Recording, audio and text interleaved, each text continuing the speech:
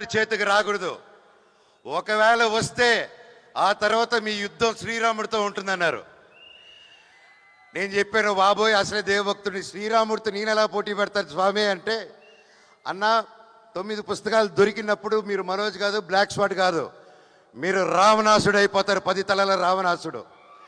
అప్పుడు రావణాసుడిని సంహరించాలంటే రాముడు రావాలి. ఈ సినిమా కోసం ఎన్నో ఇతిహాసాన్ని ప్రతి ఒక్కటి చూసుకొని చాలా జాగ్రత్తలు తీసుకొని మన మైథాలజీ ఇదంతా ముందు పెట్టారండి. మీరందరూ థియేటర్స్కి వెళ్ళి మమ్మల్ని ఎంకరేజ్ చేస్తారు. పైరసీకి నో చెప్పండి దయచేసి.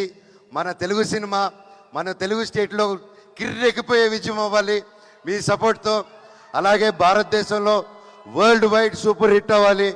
అలాగే విశ్వాన్ని అనుకునే ఈ ఫ్రాంచైజు ఇక్కడ ఆగకుండా మార్వెల్ ఎంసీ వాళ్ళ యూనివర్స్ లాగా మన పిఎంఎఫ్ కూడా ఒక మార్వెల్ యూనివర్స్ కంటే పెద్ద యూనివర్స్ ఫ్రమ్ ఇండియా అవ్వాలని ఆ భగవంతుడిని కోరుకుంటున్నానండి. Thank you. ఇంకా మా క్యాస్ట్ అండ్ క్రూలో మా రైటర్ గారిని ఇంకెవరినైనా వంశీశేఖర్ గారు thank you so much. And Shreyas media